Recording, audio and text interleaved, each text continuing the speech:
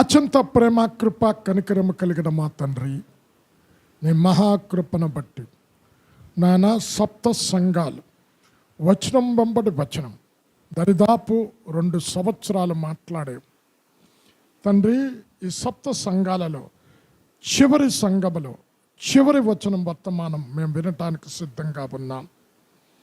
తండ్రి, జై జీవితం జీవిస్తే ఎలాంటి ఆశీర్వాదాలు పొందుకోవచ్చు, ఈ వాక్యము ద్వారా వచ్చిన ప్రతి బిడ్డతో మాట్లాడి ఈ లోకంలో జయకరమైన జీవితం జీవించటానికి ప్రతి బిడ్డకు నీ కృప దయచేయమని యేసు నామంలో ప్రార్థన చేసి వేడుకొంచున్నాము తండ్రి, ఆమేన్.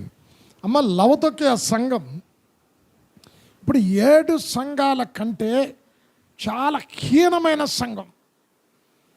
దేవుణ్ణి పైన పెట్టి లోపట వీరు ఆచార సంబంధమైన ఆరాధన చేస్తూ ఉన్నారు. దేవుడు తలుపు కొడుతూ ఉన్నారు. చూడండి, ఏ ప్రశంస లవొదికయ సంఘానికి లేకపోయినప్పటికీ దేవుడు అన్ని సంఘాల కంటే ఎక్కువ కృప లవొదికయ సంఘం మీద చూపెడుతూ, నువ్వు మారు మనసు పొంది తిరిగి నా వైపు తిరిగితే ఏమిస్తానన్నాడు? సింహాసనాన్ని ఇస్తానన్నాడు. హీనమైన సంఘం, దేవుణ్ణి పైన పెట్టిన సంఘం, ఒకవేళ నా మాటలు విని హృదయపు తలుపులు తెరిచి నన్ను ఆహ్వానించి జై జీవితం జీవిస్తే నాతో కూడా సింహాసనం అందు కూర్చుండబెడతారు. ఈ సింహాసనం ఎవరిది అంటే తండ్రిది. ప్రభు అయిన యేసుక్రీస్తు ప్రభుల వారు భూమి మీదకి వచ్చి సమత్తాన్ని జయించి జై జీవితం జీవించి తండ్రి సింహాసనం మీద కూర్చున్నాడు. ఇప్పుడు మనం కూడా జయిస్తే తండ్రిని చూడలే, కుమారుని ముఖం ఏనాడో చూడలే. అయితే సింహాసనం మీద కూర్చొని తండ్రితో కుమారుడితో కలిసి ముఖాముఖిగా తండ్రిని చూచే యోగ్యత, కుమారుని చూచే యోగ్యత, లోకాన్ని పరిపాలించే అధికారం జయించిన వారికి ఉన్నది. ఈరోజు జై జీవితం జీవిస్తే ఎన్ని ఆశీర్వాదాలు చాలా ఉన్నాయి. క్లుప్తంగా చెప్పాల్సి వస్తుంది. 1, ఇక్కడ దేన్ని జయించాలి? లోకాన్ని జయించాలి. లోకం అంటే ఏంటి అంటే, 1 యోహాను రాసిన పత్రిక 2వ అధ్యాయం 15, 16, 17 వచనాలు చదువుకుంటే, లోకమంతా శరీరాశ, నేత్రాశ, జీవపు డంబం, లోకము దాని ఆశ గతించిపోవును, కానీ దేవుని చిత్తము జరిగించువాడు నిరంతరము జీవిస్తాడు. లోకంలో ఉన్నదంతా ఏంటి? శరీరాశ. దేవుడు మొట్టమొదట ఆదాము అవ్వని కూడా ఈ 3 కార్యాలను పట్టుకొని వచ్చే శోధనలో పడేశాడు. ఆ పండు చూచుటకు చాలా అందంగా ఉంది. ఏంటది? నేత్రాశ. అది తినాలని ఉంది. ఏంటది? శరీరాశ. అది తింటే దేవదూతల వలె ఉంటావు. అంటే ఏంటి? జీవపు డంబం. ఈ 3 ద్వారా ఆదాము పడిపోయాడు. అయితే ఈ 3 శోధనలు కూడా యేసయ్యకు తీసుకొని వచ్చాడు. 40 దినాలు ఉపవాసం ఉన్నప్పుడు నువ్వు ఆకలి కొన్నావు కదా, రాళ్ళను రొట్టెలుగా చేసుకో. శరీరాశ. ఈ లోకమంతా చూపించాడు, లోక వైభవాన్ని చూపించాడు. అంటున్నాడు, నాకు పాదాలకు మొక్కు, నీకు ఇచ్చేస్తాను. నేత్రాశ. నువ్వు పర్వతం మీద నుంచి కిందకు దిగు, నీ పాదాలకు రాయి తగలకుండా దేవదూతలు ఎత్తుకుంటాయి. జీవపు డంబం. వీటినన్నిటినీ జయించాడు. ఈరోజు నీవు కూడా లోకాన్ని జయించాలి. లోక మాలిన్యం అంటకుండా ఉండుటయే భక్తి. చదవమ్మది యాకోబు రాసిన పత్రిక 1వ అధ్యాయం 27వ వచనములో ఏంటి భక్తి అంటే, ఇహలోక మాలిన్యం అంటకుండా జీవించుట భక్తి.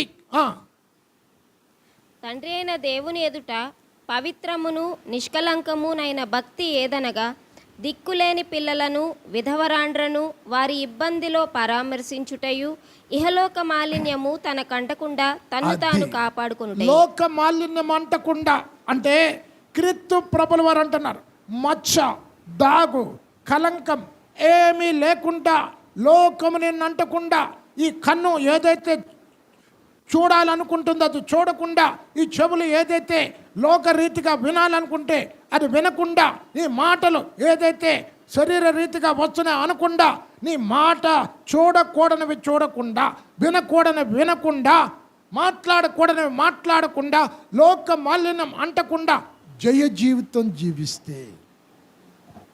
2 శరీరము. ఈ శరీరాన్ని జయించాలి. చాలామంది ఏమనుకుంటారంటే, నా శత్రువు ఎదుటోడండి, పక్కింటోడు, లేక మా అత్త, కొంతమంది కోడలు, కొంతమందికి ఆడపడుచు. మన ప్రధానమైన శత్రువు ఎవరో తెలుసా? శరీరమే. ఈ శరీరం ఎప్పుడు కూడా ఆత్మకు వ్యతిరేకమైన కార్యాలు చేయటానికి పురుగొల్పుతా.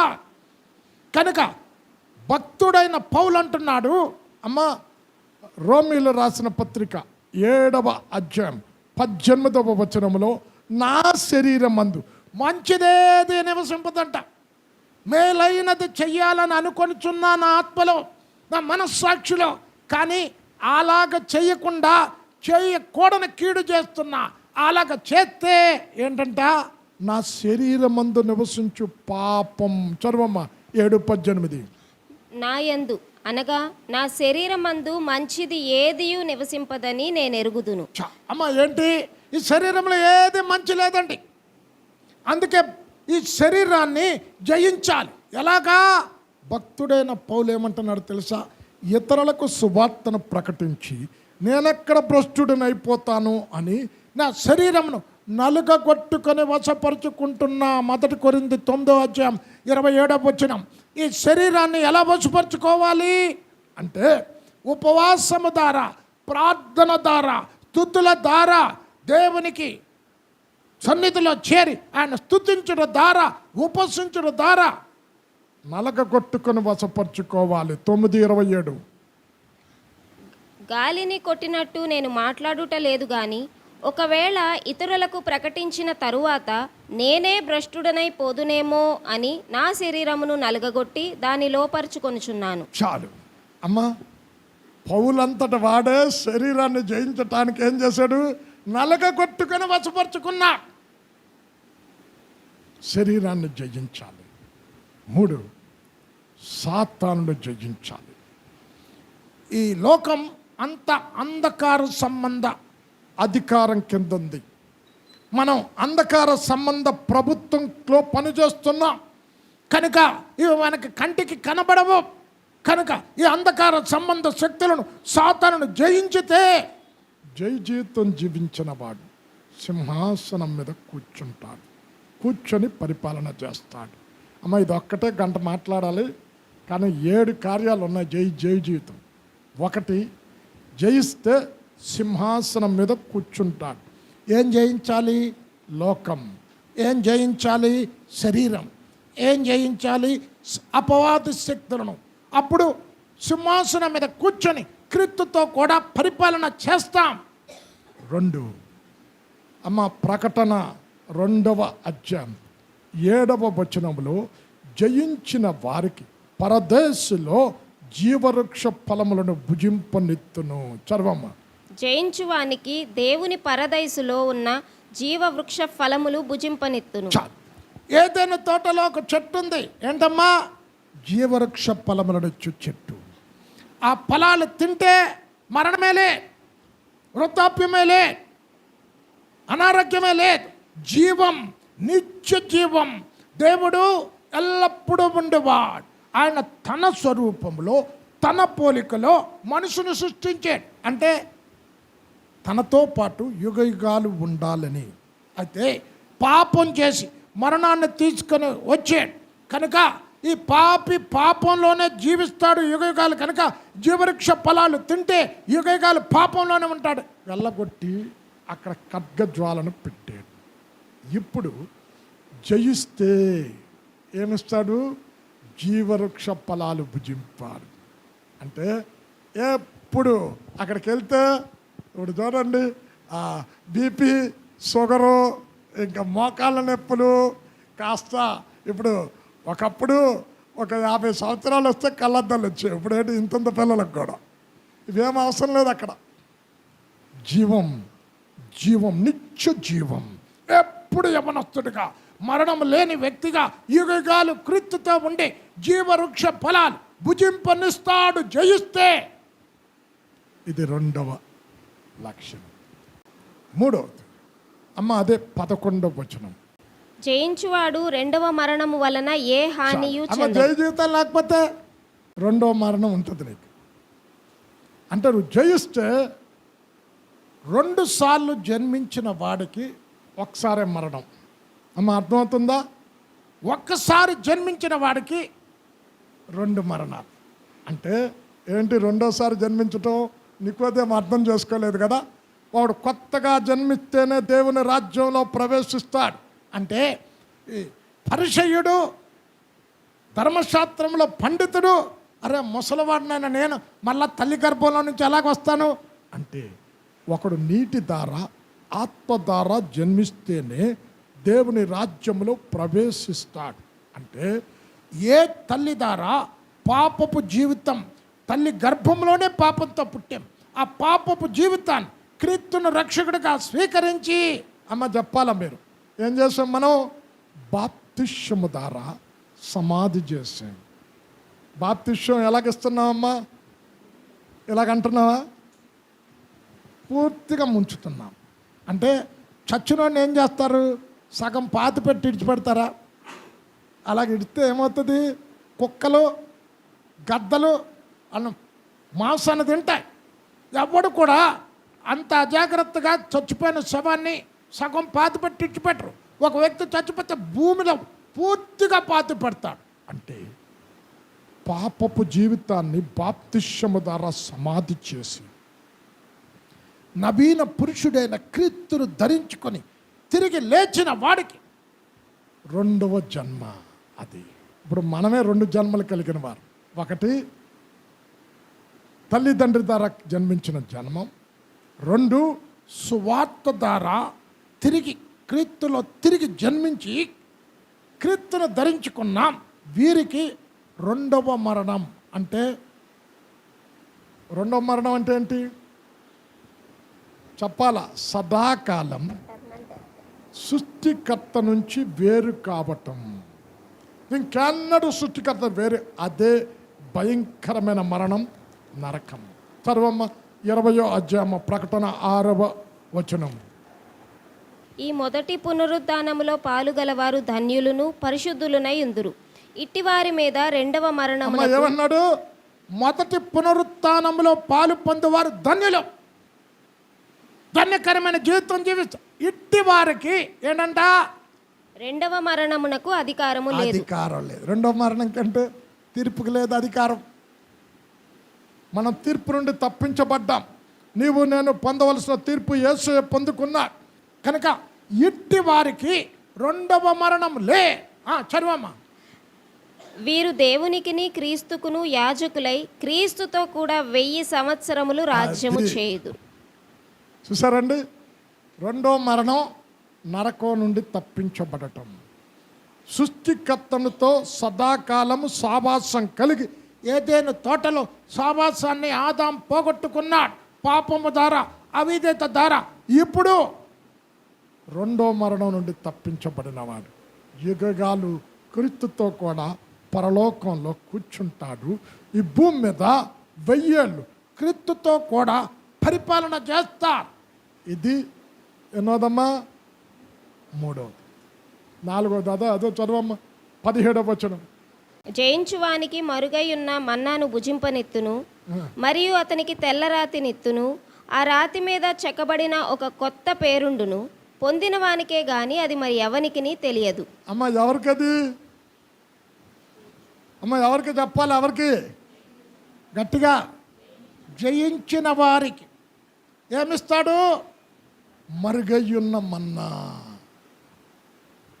మన్నా మీకు మన్నా గురించి చెప్పినప్పుడు చెప్పాను. ఇప్పుడు మన్నా భూమి మీద వచ్చింది, తిన్నారు. అయితే దేవుడు ఏమన్నాడు? ఏ రోజు మన్నా ఆ రోజు కూర్చుకోండి అన్నాడు. కొంతమంది ఆశపడి ఎక్కువ కూర్చుకున్నారు. ఏమైంది చెప్పాలి? ఏమైంది? పురుగు పట్టి. మరి ఆదివారంకి 2 రోజులు కూర్చుకున్నావు, శనివారం ఉంది, శుక్రవారం ఉంది.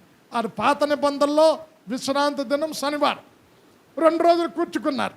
మరి అప్పుడు కుళ్ళిపోయిందా? ఆదామా, నువ్వు తినకూడదన్న పండు తిన్నావు కనుక నీ నిమిత్తం నేల శపించబడినది. అర్థమైందా?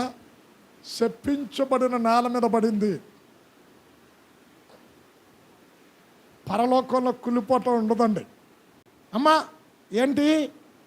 మన్నా. ఆ మన్నా తింటే అమ్మ మొదటి రాజులు 19వ అధ్యాయం పట్టుకోమ్మ. ఇక్కడ ఏలియా 400 మంది అషారా దేవతలు, 450 మంది బయలుదేవ ప్రవక్తలను ఒక్కడే చంపేశాడు.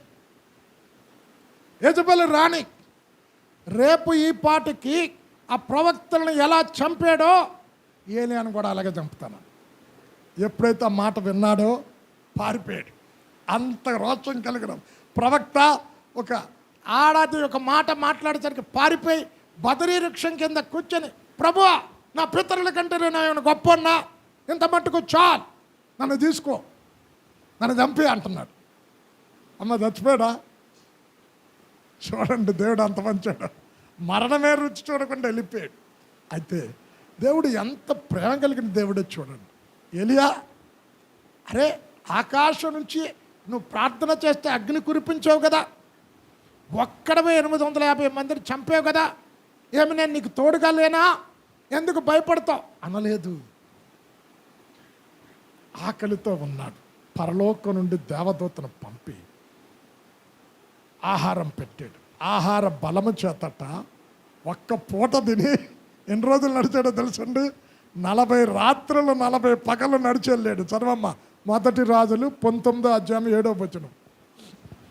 అయితే యెహోవా దూత 2వ మారు వచ్చి అతని ముట్టి, నీ శక్తికి మించిన ప్రయాణము నీకు సిద్ధమై ఉన్నది, నీవు లేచి భోజనము చేయుమని చెప్పినప్పుడు అతడు లేచి భోజనము చేసి ఆ భోజనపు బలము చేత 40 రాత్రింబగళ్ళు ప్రయాణము చేసి అబ్బబ్బబ్బా. ఒక్క పూట తిని 40 రాత్రులు బుల్లెట్ మీద వెళ్ళాడా, లేక బెంజ్ కార్లు ఏమైనా వెళ్ళాడేంటి? అమ్మ ఏమైనా ఉన్నాయా అక్కడ? గాడిద కూడా లేదు. 40 రాత్రులు 40 పగళ్ళు ఒక్క పూట పరలోకం నుండి వచ్చిన దేవదూత ఆహారం పెట్టింది తిని 40 రాత్రులు 40 పగలు నడిచాడండి. మన్నా నీ అంతరంగంలో శక్తినిచ్చేది, నీ శరీరానికి బలాన్నిచ్చేది. పరలోకము నుండి దిగి వచ్చిన జీవాహారము నేనే. నా శరీరాన్ని తినండి, నా రక్తాన్ని తాగండి. నా శరీరము నిజమైన ఆహారం, నా రక్తము నిజమైన పానీయం. నీ పితరులు మన్నాను తిని చనిపోయారు, నన్ను తిన్నవాడు చనిపోడు. మన్నా యేసయ్యకి సాదృశ్యం. అమ్మ, ఈ మన్నా మరుగయ్యున్న మన్నా జయించిన వారికి ఇస్తాడు. ఆ రోజున ఇశ్రాయేలు ప్రజలు తిని తిరిగి దేవునిపై సనిగారు. మనం జయిస్తే సనుగుడు గినుగుడు విడిచిపెడితే అమ్మన్నం తింటాం. తర్వాత అమ్మ తెల్లని రాతి. తెల్లరాయి అంటే ఆ రోజుల్లో పరుగు పందాలలో ఎవరైనా గెలిచాడంటే తెల్లరాయి ఇచ్చేవాడు. ఇప్పుడు పరుగు పందాల్లో గెలిచిన వాడికి ఏమి ఇస్తున్నారమ్మా? మెడల్ ఇస్తున్నారు కదా. ఆ రోజుల్లో 2000 సంవత్సరాల తెల్లరాయి. ఈ తెల్లరాయిలో 3 లక్షణాలు ఉన్నాయి. ఇతడు అందరిని ఓడించి గెలిచి బహుమానం పొందే. రెండోది, అతడు బహుమానం తీసుకున్నటప్పుడు, ఇప్పుడు ఓ మెడల్ ఇచ్చావు, ఫస్ట్ ప్రైజ్ సెకండ్ ప్రైజ్ మీద ఉంటాడు కదా ఎత్తుగా, ఇచ్చేవాడు ఎక్కడ ఉంటాడు? అప్పుడు అది తీసుకోవాలంటే ఏం చేస్తున్నావు? వంగుతున్నావు. అంటే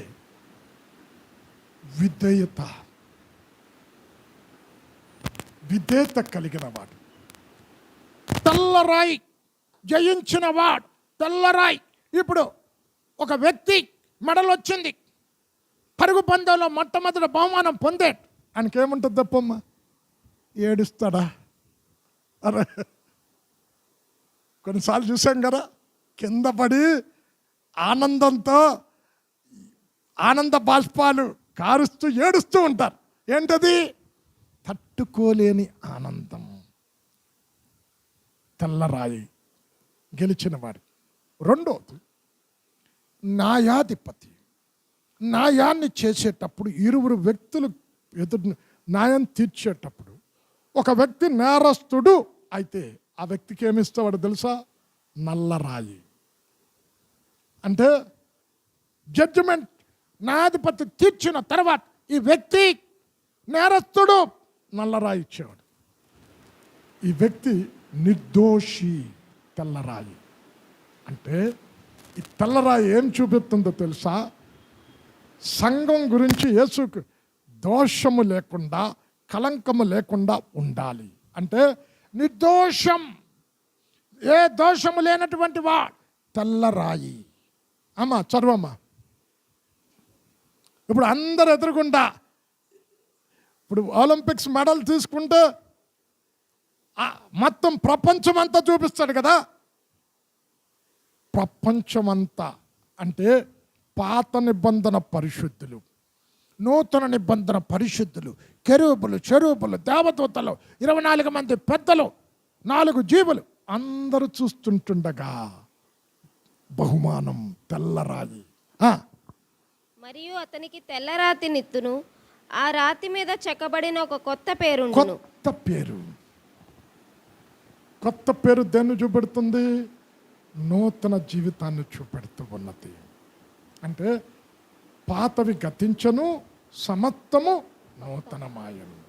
మన దేవుడు యేసే దగ్గరకు వచ్చి మన జీవితాలు మార్చుకునేటప్పుడు మన పేరును కూడా మార్చేవాడు. అబ్రామ్ ఏం మార్చాడు? అబ్రహాము, అనేక జనములకు తండ్రి. షారాయి అంటే ఏమంటమ్మా అర్థం? చెప్పాను, చెప్పండి ఏంటి? జగడగొండి. అమ్మో, హాగర్ని హింసించిన హింసకి తట్టుకోలేక పారిపోయింది.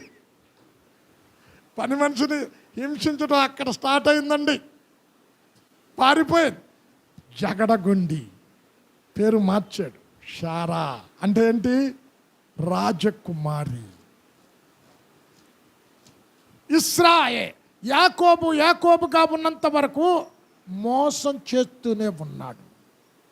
ఇశ్రాయేలుడిగా మార్చబడ్డాడు. పాతవన్నీ పోయాయి. సౌలుగా ఉన్నంత వరకు సంఘాన్ని హింసిస్తున్నాడు, క్రైస్తవులను చంపుతూ ఉన్నాడు. స్త్రీ అని పురుషుడని భేదం లేకుండా భయంకరంగా హింసించి చంపుతూ ఉన్నాడు. సౌలు పౌలుగా మార్చబడ్డాడు. ఏమైందమ్మా? ఏ సంఘాన్ని హింసించాడో ఆ సంఘం కొరకు ప్రాణం పెట్టాడు. అమ్మా, కొత్త పేరు, కొత్త జీవితాన్ని చూపెడుతూ ఉన్నది. చదవమ్మా, సమయం లేదు. పొందిన వానికే గాని అది మరి ఎవనికి తెలియదు. అంతే కదా అమ్మా. ఇది ఎన్నోది? 3వది. అంతే కదా. 4వది 17వ వచనం చదవమ్మా. 17:27 చదువు. నేను నా తండ్రి వలన అధికారము పొందినట్టు జయించుచు అంతము వరకు నా క్రియలు జాగ్రత్తగా చేయువానికి జనుల మీద అధికారము ఇచ్చేదను. ఎవరి క్రియలు? 2 క్రియలు ఉన్నాయి. సాతాను క్రియలు, దేవుని క్రియలు. దేవుని క్రియలు అంటే మంచి చెయ్యటం, చెడు చేయటం కా, శత్రువులకు కూడా మేలు చేయటం. అంతము వరకు ఆయన క్రియలు చేసిన వారికి ఏం చేస్తున్నాడంట? జనుల మీద అధికారం ఇస్తాను. ఇప్పుడు పేతురు గారు యేసు దగ్గరికి వచ్చాడు. ప్రభువా, అమ్మా మత్తయి 19వ అధ్యాయం పట్టుకో. ప్రభువా, వీళ్ళకి అది ఇస్తాను ఇది ఇస్తానన్నావు. మేము వలలు విడిచిపెట్టాం, జీవనోపాధిని విడిచిపెట్టాం, సమత్వాన్ని విడిచిపెట్టి వెంబడిస్తున్నాం, ఏమిస్తావు అంటే అని అంటున్నాడు. పునర్జన్మ ప్రపంచమందు మీరు 12 సింహాసనాల మీద కూర్చొని 12 గోత్రాలకు తీర్పు తీరుస్తారు. 28, 29 మత్తయి. యేసు వారితో ఇట్లనెను, పునర్జననమందు మనుష్య కుమారుడు తన మహిమగల ఏంటమ్మా చదువు? పునర్జననమందు మనుష్య కుమారుడు బ్రాకెట్స్లో ప్రపంచ పునర్జననమందు. అది అమ్మ ప్రపంచ పునర్జన్మ అంటే ఈ భూమి ఉండదండి, ఆకాశం ఉండదు, చాపలాగా చుట్టబడతాది. ఇక్కడ అంటున్నాడు పంచభూతాలు లయమైపోతాయి. అదిగో కొత్త ఆకాశం, కొత్త భూమి, సముద్రం ఉండదు, సూర్యుడు ఉండడు, నీవే మహిమతో నింపబడతావు. ఇక్కడ అంటున్నాడు 1000 ఏళ్ల పరిపాలన అయిపోయిన తర్వాత ఈ భూమిని అంతా కూడా నాశనం చేసి అంటాడు కదా, ఇప్పుడు ఉన్న ఈ భూమి అమ్మ మీకు ఆల్రెడీ ఇది కూడా చెప్పే, అగ్ని కొరకు భద్రము చేయబడి ఉన్నది. ఎందుకు? 1000 ఏళ్ల పరిపాలన తర్వాత సాతానును కొద్దిసేపు విడిచిపెడితే గోగు మాగోగు యుద్ధం అవుతుంది. మొత్తాన్ని తీసివేసి కొత్త భూమి, కొత్త ఆకాశం, సముద్రం ఉండదు. ఇంకా మనమే మహిమ కలిగిన వ్యక్తులుగా ప్రకాశిస్తాం. చదవమ్మ. ప్రపంచ పునర్జననమందు మనుష్య కుమారుడు తన మహిమగల సింహాసనము మీద ఆసీనుడై ఉండునప్పుడు నన్ను వెంబడించిన మీరును 12 సింహాసనముల మీద ఆసీనులై ఇశ్రాయేలు 12 గోత్రముల వారికి తీర్పు తీర్చుదురు. అమ్మ మీకు జడ్జిమెంట్ ఎప్పుడు ఉంటుందని చెప్పండి అమ్మ. 1000 ఏళ్ల పరిపాలన అయిపోయిన తర్వాత జడ్జిమెంట్ ఉంటుంది. అంతవరకు అక్కడ బంధించుతున్నాడు. అప్పుడు తీర్పు పునరుత్థానం జరుగుతుందని చెప్పారు. అప్పుడు వీరు 12 సింహాసనాల మీద కూర్చొని 12 గోత్రాలకు తీర్పు తీరుస్తాడు. మన సంగతి ఏంటి? 1 కొరింథీ 6వ అధ్యాయం 2వ వచనం. పరిశుద్ధులు లోకమునకు తీర్పు తీర్చుదురని మీరు ఎరుగరా? మీ వలన లోకమునకు తీర్పు జరగవలసి ఉండగా మిక్కిలి అల్పమైన సంగతులను గూర్చి తీర్పు తీర్చుటకు మీకు యోగ్యత లేదా? మనము దేవదూతలకు తీర్పు తీర్చుదుమని. ఎంత అధికతండి మనకిచ్చాడు దేవుడు. పడిపోయిన దేవదూతలకు తీర్పు ఎవరు తీరుస్తాం? పరిశుద్ధులు కూర్చొని ఇక్కడ ఏమన్నాడు? జయించిన వారిని జనముల మీద అధికారం ఇస్తాను. బాబ్బా, యేసయ్య శిలువలో చనిపోయింది, ఘోరాతి ఘోరమైన అవమానకరమైన హీనమైన మరణం పొందింది. ఉట్టి పరలోకం ఇవ్వటానికే కాదండి, సింహాసనాన్ని ఇవ్వటానికి, పోగొట్టుకున్న ఏలుబడిని ఇవ్వటానికి. ఇక్కడ కూర్చొని మనం దేవదూతలకు తీర్పు తీరుస్తామండి. పడిపోయిన దేవదూతలకి, పరిశుద్ధులు. అందుకే పరిశుద్ధతను కాపాడుకోవాలి. పరిశుద్ధత కొరకు ఏమైనా చేయాలి, ప్రాణమైనా పెట్టడానికి సిద్ధపడాలి, కానీ అపవిత్రమైన కార్యాలు చేయకూడదు. ఇనపదండముతో చదవమ్మా. అతడు ఇనుపదండముతో వారిని ఏలును, వారు కుమ్మరవాని పాత్రల వలె పగులగొట్టబడుదురు, మరియు అతనికి వేకువ చుక్కను ఇచ్చేదను. ఇక్కడ 3 చెప్పాడు. ఇనుము బలాన్ని చూపెడుతూ ఉన్నది. మనం ఎవరమండి? చదవమ్మా.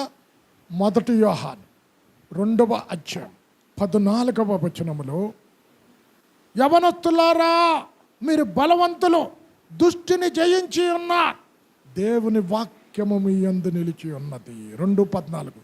చిన్నపిల్లలారా మీరు తండ్రిని ఎరిగి ఉన్నారు గనుక మీకు వ్రాయిచున్నాను. తండ్రులారా మీరు ఆది నుండి ఉన్న వానిని ఎరిగి ఉన్నారు గనుక మీకు వ్రాయిచున్నాను.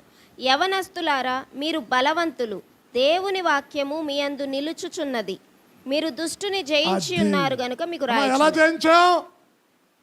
వాక్యము హృదయములో ఉంటే. వాక్యము లేనివాడు అమ్మా మనకి పనికిరాని చెత్త అంతా పెట్టుకుంటారు హృదయంలో. ఇప్పుడు మీరు మీ పక్కింటోడితో కొట్లాడింది చెప్పండి అంటే అస్సలు మర్చిపోం. నీ భార్యతో నీ భర్తతో దెబ్బలాడింది చెప్పు, గుర్తుందా? అచ్చా. మీ అత్త తిట్టింది గుర్తుందా? కొత్తగా పెళ్ళైంది కూడా చెప్తారు. కొత్తగా పెళ్ళైనప్పుడు అండి మా అత్త ఎంత మాట అందో తెలుసండి. ఎన్ని సంవత్సరాలు? 25 సంవత్సరాలైనా సంవత్సరంతో సహా ఎప్పుడు అన్నదో, ఏ సందర్భంలో అన్నదో చాలా చక్కగా గుర్తుపెట్టుకుంటా.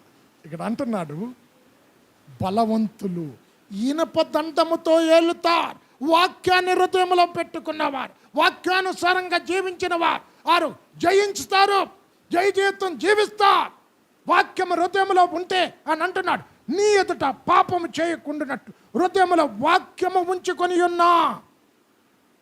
భక్తుడైన పౌలు ఏం చెప్తున్నాడు? అమ్మ కొలస్సి 3:15 చివరి లైన్ చెప్పు, చివరి లైన్ చదువు. సమృద్ధిగా దేవుని వాక్యం మీలో నివసింపనీయుడి. చదవమ్మా 3:15 చివరి లైన్. సంగీతములతోనూ పద్యములతోనూ ఉంటుంది, 16. అదంతా వద్దు. క్రీస్తు వాక్యము మీలో సమృద్ధిగా నివసింపనీయుడి. మనకు వాక్యం సమృద్ధిగా ఉండదండి. ఫుడ్ మాత్రం అబ్బో నాన్ వెజ్ పెట్టారనుకో పీకల వరకు తింటాం, ఖాళీ ఉండదు. ఇక్కడ వాక్యం అంటున్నాడు సమృద్ధిగా నివసింపనీయండి. ఇనప దండముతో వారు ఏలుతారు. ఎవరు వాక్యము లోతులలోకి వెళతారో, వాక్య జ్ఞానం కలిగి ఉంటారో.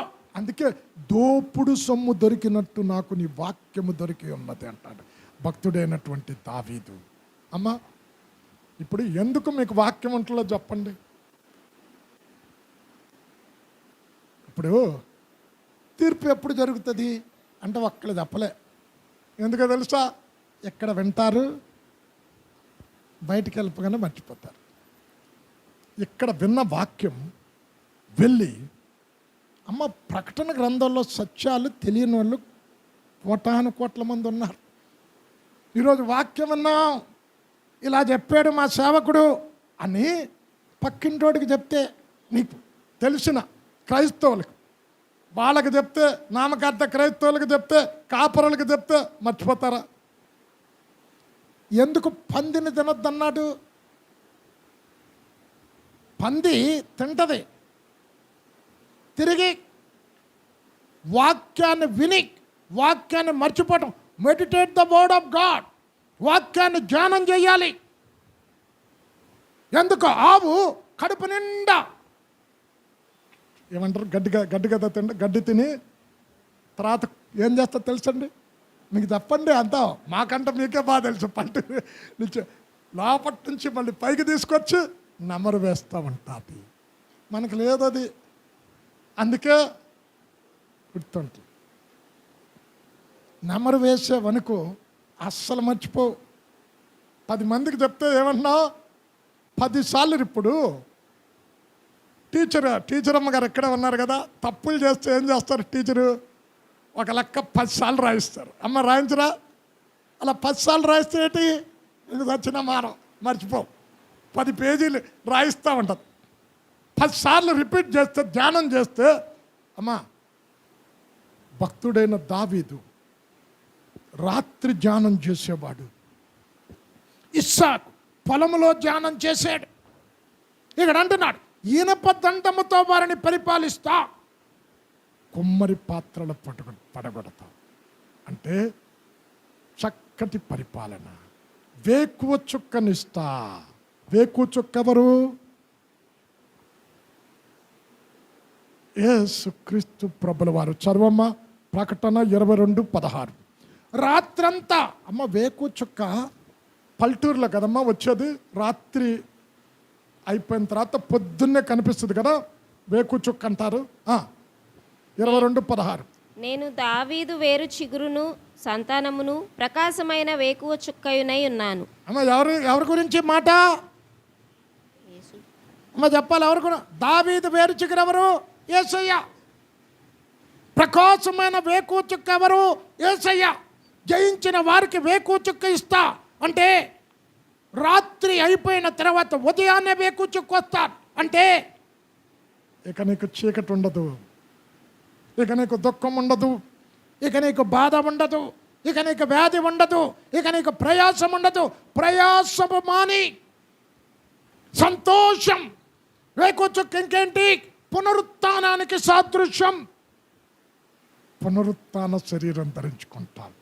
వేకువ చుక్క పునరుత్థాన శరీరంకి. ఇప్పుడు యేసయ్య పునరుత్థానుడు అయ్యాడు. శిష్యులంతా తలుపులు వేసుకొని లోపల భయంతో ఉన్నారు. యేసయ్య తలుపు కొట్టొచ్చాడా? తలుపు తీస్తే లోపలికి వచ్చాడా? చెప్పండి. తలుపు వేస్తుండగా లోపలికి వచ్చాడు. పునరుత్థాన శరీరానికి హద్దులు లేవు, ఎవరు ఆపలేరు. తలుపులు మూసుంటుండగా లోపలికి వచ్చాడు. వేకువ చుక్క క్రీస్తును ధరించుకుంటా, పునరుత్థాన శరీరాన్ని ధరించుకుంటా జయించిన వా ఏలుతాడు. దేవదూతలను తీర్పు తీరుస్తాడు, పరిపాలన చేస్తాడు, బలము కలిగి ఉంటాడు. అయిపోయింది, ఇంకా చెప్పడానికి సమయం లేదు. అమ్మ తర్వాత 3:5 జయించువాడు అలాగున తెల్లని వస్త్రములు ధరించుకొనును, జీవ గ్రంథములో నుండి అతని పేరు ఎంత మాత్రమును తుడుపు పెట్టక. అమ్మ ఇది కూడా ఎవరికమ్మా? తెల్లని వస్త్రం. ఈ తెలుపు పరిశుద్ధతను చూపెడుతూ ఉన్నది. అమ్మ ఒకప్పుడు మనం పాపులము. యేసయ్య రూపాంతర కొండ మీదకెళ్ళి రూపాంతరము చెందినప్పుడు అతని వస్త్రాలు ఎలాగున్నాయంట? మిక్కిలి తెల్లగా దగదగ మెరుస్తూ. అక్కడ ఏం రాశాడో తెలుసా? ఏ చాకలి అలాగ ఉతకలేదంట. అంటే అంత ప్రకాశమైనటువంటి తెల్లని వస్త్రాలు. అంటే అమ్మ చదువమ్మ ప్రసంగి 8:9 ఎల్లప్పుడూ తెల్లని వస్త్రము ధరించుకోవడం అంటే ఏంటి? ఎప్పుడు ఎక్కడ ఉన్నా, మందిరంలో ఉన్నా, ఇంటిలో ఉన్నా, వీధిలో ఉన్నా, ఆఫీసులో ఉన్నా పరిశుద్ధత కలిగి ఎల్లప్పుడు ఉండు. ప్రసంగి 8:9 ఎల్లప్పుడూ తెల్లని వస్త్రములు ధరించుకొనుము. ప్రకాశించే వ్యక్తిగా ఉండాలి. ఇంకా తెలుపు దేన్ని చూపెడుతుంది? దేవుని నీతిని చూపెడుతూ ఉన్నది. యెషయా 32:1 చదవమ్మ. ఆలకించుడి, రాజు నీతిని బట్టి రాజ్య పరిపాలన చేయును. అమ్మా దేన్ని బట్టి చేస్తున్నాడు పరిపాలన? నీతిని బట్టి. ఈ తెలుపు ఇప్పుడు పెళ్లి కుమార్తె వస్త్రాన్ని ఇచ్చాడు. 19 ప్రకటన 8లో ఏముంది? ఆమె ధరించుకున్నటకు ప్రకాశమును నిర్మలమునైన సన్ననార బట్టలు ఇయ్యబడును, అవి పరిశుద్ధుల నీతి క్రియలు. అంటే ఇంకా నీ స్వనీతి ఉండదు. అక్కడ దేవుని నీతి చొప్పున పరిపాలన చేస్తావు, దేవుని నీతిని నీలో ధరించుకుంటావు. జీవగ్రంథంలో నుంచి పేరు కొట్టేయరు. అంటే మీకు ఆల్రెడీ చెప్పే ఎవరి పేర్లు కొట్టించబడతాయి? దొంగల పేర్లు. ఎవరు దొంగ? దశం భాగం దొంగిలించేవాడు. ఎవరు దొంగ? ప్రార్థన లేనివాడు.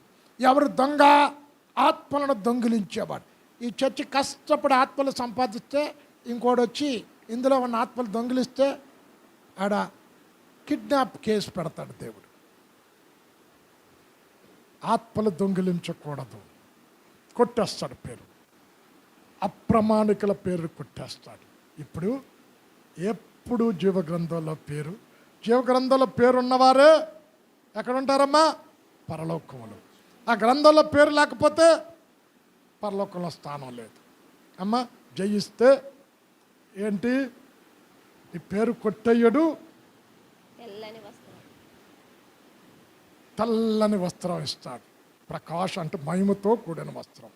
చదువమ్మా 2:3-12. జయించువానిని నా దేవుని ఆలయములో ఒక స్తంభముగా చేసేదను, అందులో నుండి వాడు ఇక మీదట ఎన్నటికి వెలుపలికి పోడు, మరియు నా దేవుని పేరును పరలోకములో నా దేవుని యొద్ద నుండి దిగివచ్చుచున్న నూతనమైన యెరూషలేమను నా దేవుని పట్టణపు పేరును నా క్రొత్త పేరును వాని మీద వ్రాసెదను. అమ్మ చాలా పద్ధతి ఉంది అది.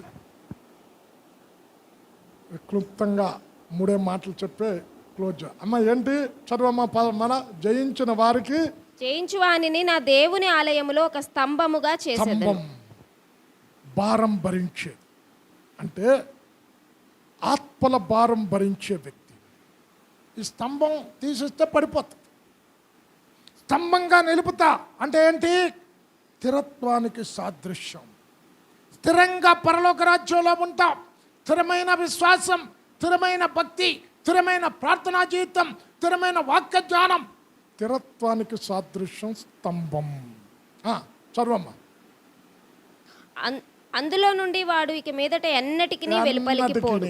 అంటే అందులో నుంచి అంటే భక్తుడైన దావీదు కోరిక ఏంటి? చిరకాలము యెహోవా మందిరములో నేను నివసించాలి. ఆహా, రాజు కోరిక అంత చక్కటి కోరిక అండి. చిరకాలం యెహోవా మందిరములో. అమ్మ అవుతుందా? దావీదుకి, నీకు నాకు అవుతుంది. దావీదుకి అవుతుందా?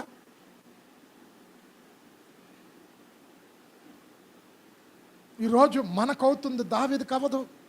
రాజైన ఆవరణంలో ఉండవలసింది. పరిశుద్ధ స్థలములో, అతి పరిశుద్ధ స్థలములో పాత నిబంధన కాలంలో లేదు స్థానం రాజుకైనా. బా, యేసయ్య వచ్చి ఆ తెరను చింపట వలన ఈరోజు చిరకాలం యెహోవా మందిరంలో నివసించే అక్షర సంబంధమైన మా ఆత్మీయ మందిరం పరలోకంలో ఒక దినం ఇక్కడ ఉంటున్నాం. అమ్మ ఎన్నడూ మందిరంలో నుంచి చదవమ్మా. మరియు నా దేవుని పేరును పరలోకములో నా దేవుని యొద్ద నుండి దిగివచ్చుచున్న నూతనమైన యెరూషలేమను నా దేవుని పట్టణపు పేరును నా క్రొత్త పేరును వాని మీద వ్రాసెదను. 3 రాస్తారట. ఒకటి దేవుని పేరు. ఇప్పుడు ఇశ్రాయేలు ప్రజల్లో బాసికం లెక్క కట్టుకునేవాడు యాజకుడు. ఏంటి? పరిశుద్ధుడు దేవుడు. అబ్రాహాము సంతానం యెహోవా దేవుణ్ణి పేరు పెట్టి పిలవటానికి కూడా భయపడేవారట. యావే దేవుని ఇంకేంటి? నా దేవుని పట్టణపు పేరు. అంటే అర్థం ఏంటి? ఇప్పుడు ఆధార్ కార్డు నీకు ఇచ్చారమ్మా, ఇస్తే ఏంటి? ఈయన హైదరాబాద్ నివాసి ఉంటుందా లేదా? అంటే దేవుని పట్టణపు పేరు అంటే ఏంటి? ఇతడు భూలోకవాసి కాదు, పరలోకవాసి. పరలోక పౌరసత్వం సంపాదించుకున్నా. అర్థమవుతుందా? పరలోక పౌరసత్వం సంపాదించుకున్నాడు. మన పరలోకవాసులం. దేవుని పేరు జయించిన వాడికి బాబా, నేను జయించి నా తండ్రి సింహాసనం మీద కూర్చుండి ఉన్న ప్రకారం ఈరోజు లోకంలో నువ్వు ఏమి మనుషుడు ధనాన్ని సంపాదించుకోవటానికి, అధికారాన్ని సంపాదించుకోవటానికి, కీర్తిని సంపాదించుకోవటానికి పాకులాడుతూ ఉన్నాడు. నువ్వు ఎంత డబ్బు సంపాదించినా, ఎంత కీర్తి ప్రతిష్ఠ సంపాదించినా ఒక దినం అన్నీ విడిచిపెట్టెళ్ళాలి. అయితే పరలోకములో శాశ్వతమైన దీవెన, శాశ్వతమైన ఆశీర్వాదం, యుగయుగాలు క్రీస్తుతో కూడా పరిపాలన చేసే యోగ్యత జయించే వారికి ఉన్నది. అమ్మా ఇంకా దరిదాపు చాలా చెప్పారు. జయించిన వారు నాతో కూడా తండ్రిని ముఖాముఖిగా చూస్తాం, కుమారుని ముఖాముఖిగా చూస్తాం. తండ్రి కుమారుడు ఏ సింహాసనం మీద కూర్చున్నాడో ఆ సింహాసనం మీద కూర్చొని సమస్త లోకాన్ని పరిపాలిస్తాం. ఎలాగండి? ఇప్పుడు పిఎం గారు ఢిల్లీలో ఉన్నారు అని ఒక్కడ పరిపాలన చేస్తున్నాడమ్మా. ఎన్ని స్టేట్లు ఉన్నాయి? 29 స్టేట్లు, 29 సీఎంలు, 29 గవర్నర్లు, 29 క్యాబినెట్ మినిస్టర్లు, 29 క్యాబినెట్ మినిస్టర్లు కాక ఎమ్మెల్యేలు ఎంతమంది ఉన్నారో చూడండి. పరిపాలన చేస్తాం. ఎవరికి? జయించిన వారికి. కళ్ళు మూసుకోనండి. జయ జీవితము ప్రసవించుటకై వేదన పడుచు సాక్షి అయ్యున్న ఆ ఆ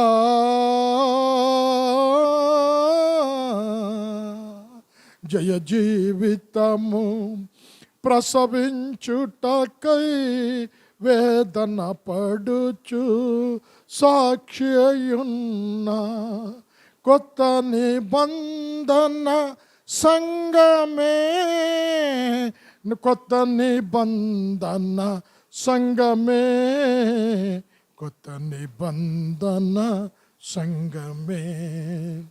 సూర్యుని ధరించి చంద్రుని మీద నిలచి ఈ ఆకాశములో అరుదంచే ఈమె ఎవరు? ఆ ఆ ఆ ఆ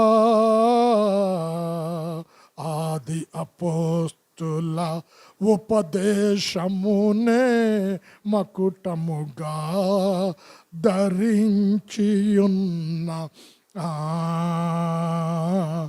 ఆ ఆ ఆ మహిమ గలిగిన సంగమే, మహిమ గలిగిన సంగమే, మహిమ గలిగిన సంగమే. సూర్యుని ధరించి చంద్రుని మీద నిలచి ఈ ఆకాశములో అరుదంచే ఈమె ఎవరు? అత్యంత ప్రేమ కృపా కనికరమ కలిగిన మా తండ్రి, మేము జయిస్తే లోకాన్ని, పాపాన్ని, శరీరాన్ని జయిస్తే ఎలాంటి దివ్యమైన దీవెనల ఆశీర్వాదాలు పొందుకుంటాము ఒక్కొక్కటి మా ముందు చెబుతుంది. ఇవన్నీ పొందుకోవటానికి నువ్వు కృప చూపిస్తున్నారు, వందనాలు చెల్లిస్తూ ఉన్నాను. అనేకులకు లేని భాగ్యం ప్రకటన గ్రంథంలో వచనం వెంబడి వచనం వీరు వింటున్నారు తండ్రి. విన్నవారు తిరిగి అనేకులకు వెళ్ళి చెప్పుటకు మరలా మరలా నెమరు వేసుకోవటానికి కృప దయచేయండి. తిరిగి నీ చిత్తమైతే, నీ రాకడ ఆలస్యమైతే ఆగస్టు మాసం మరలా ఇదే రీతిగా కలుసుకుని పర్యంతం నీ కృపా సన్నిధి ప్రసన్నత ప్రియ బిడ్డలతో వారి కుటుంబాలతో ఉంచి నడిపించమని యేసు నామంలో ప్రార్థించి వేడుకొనుచున్నాము తండ్రి. ఆమేన్.